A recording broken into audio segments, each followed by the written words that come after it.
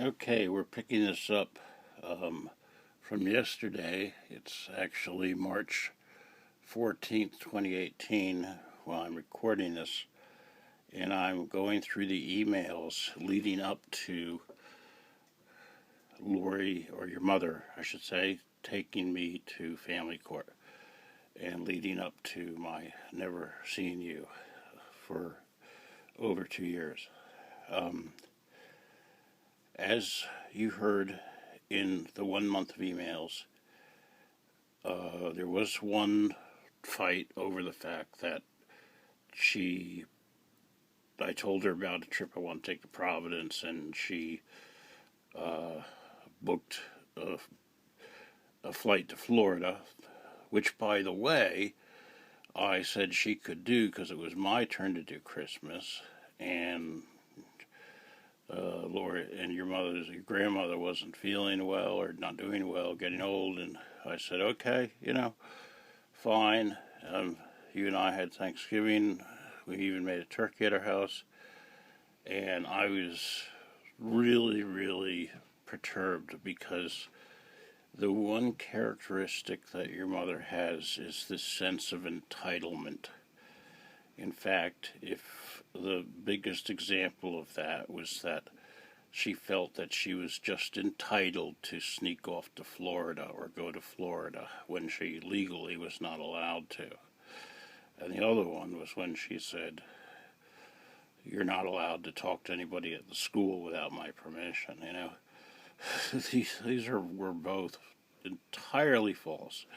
But it comes from her feeling of entitlement, which she's always had, And so it's hard for me to believe what she says. In fact, right now I really can't trust her to tell me the truth anymore. She said you were seeing a psychiatrist, and you're not seeing a psychiatrist, and you're seeing a pediatrician. But anyway, there was one fight, and if you think my using foul language is a problem, I'm a big a believer in the First Amendment, and I realize that in polite society, one shouldn't curse every other word or use it instead of the proper words to use. But when you're angry and you really want to emphasize things, a curse word really does the trick.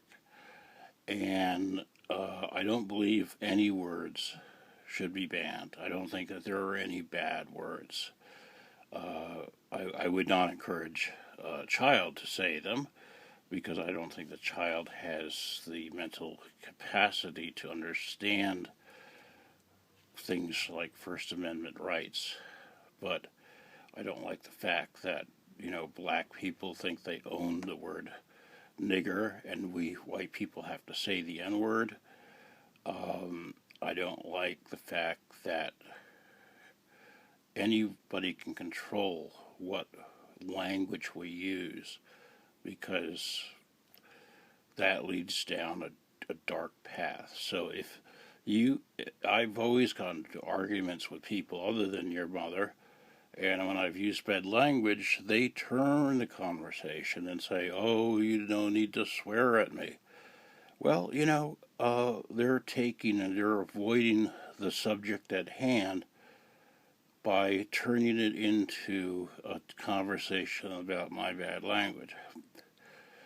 So it's a trick that they use. It's a diversion tactic, and I wanted to explain that. Now, I'm not going to defend myself over the fact that at that time and for a long time I used to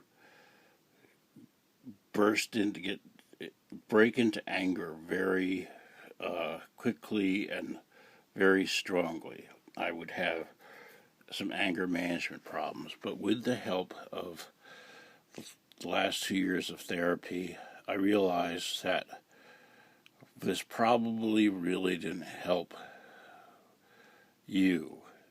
And I didn't really yell. Even yelling at other people, it upset you.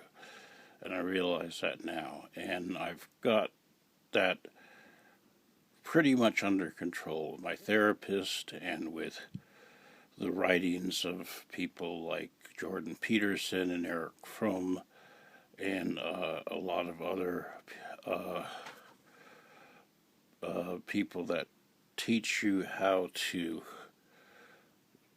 not get angry and not burst into anger, because there are lots of things that you just should never do. And getting angry and bursting into fits of anger like that are just going to work against you. But Lori has known me for 30 years, and she recognizes the fact that I do that. And then once I calm down, everything's okay again. And you're going to read an email to that effect, okay? And I don't blame her for not wanting to engage with me when I'm really angry. It's pretty smart, So here's the email of December 17th, 2015. Now we are, January has 30 days, 7 days, so 37, 10, it's 51 days away from being served a court order by your mother. And this is how our conversation went. All right, this is the Gmail. Your mother. Juliette has a party to attend to this Saturday. Of course, Saturday is my day to see you. Can I get her Friday night? She needs to skip a night sleeping over. But maybe you two can see each other on some Sunday. I'll be working this Sunday. She'll be home, and if you want to pick her up, I can get her to your house Sunday, 8 p.m.-ish. Okay, it was probably during the vacation time, because otherwise you would have to go to school. Not like when you were younger, I did drive you to school. You used to stay over, and I used to get up and drive you to school, but that didn't seem to be the deal, when you were a teenager. My response back to the Gmail is, yeah, that's fine. She sleeps until 2 p.m. on Saturday anyway. I'm glad she's going to a party. Sleeping a lot like she does is another symptom of social anxiety disorder. I was talking to her Tuesday, and she was fast asleep, sitting up. My cousin Nancy, the psychologist, could evaluate her, but she has to see a psychiatrist, not just a psychologist, because only psychiatrists can dispense medicines. I bought a very cheap paperback on social anxiety disorder, and there are tons of information on YouTube. Her habits won't change until she gets meds or gets treatment, and although I treat her well, it's exhausting and frustrating for me. Your mother writes back, understood. I think by New Year's I can find a doc to try meds on her. So your mother has, as of December 17th, recognized that you have a social anxiety disorder, and that she was going to try and get somebody to see you. All right? So, and there's no indication whatsoever in any emails up to this point that I was the cause of your anxiety. All right? That's why I'm reading you all these emails. Because listen to the tone of her. Understood. I think by New Year's I can find a doc. I think she had trouble finding a psychiatrist that was on her medical plan. But hell, I would have paid for it out of my own pocket. And I probably should have, but hindsight is 20/20, as they say. This was an interesting fact, I write on the 18th. About a year ago, I asked Juliette if she ever considered where she would want to go to college, and she said to my surprise, oh, maybe Europe. I laughed and said, well, I don't think that's going to happen, but I like that answer.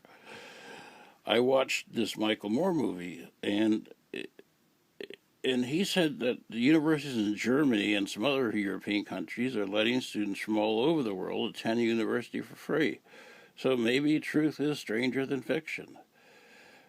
I had no idea what Juliet's plans were. I know that at some point you would or could move to Florida, but I think there's a lot of reasons why you don't. And one of them is that you have a job, a good job, and you don't want to leave it. And I don't think Juliet wanted to go. I don't. She always told me that she did not want to move to Florida. Without my coaching her or anything, she didn't want to leave her friends, and that's quite natural. Even though it would be around your family. So I think the plan was for her to graduate high school, and then maybe you guys will move to Florida. I'm off the Gmails now. I'm just talking about this, and I'm going to cut it off here because memory is a problem. But the next email will be on December 20th.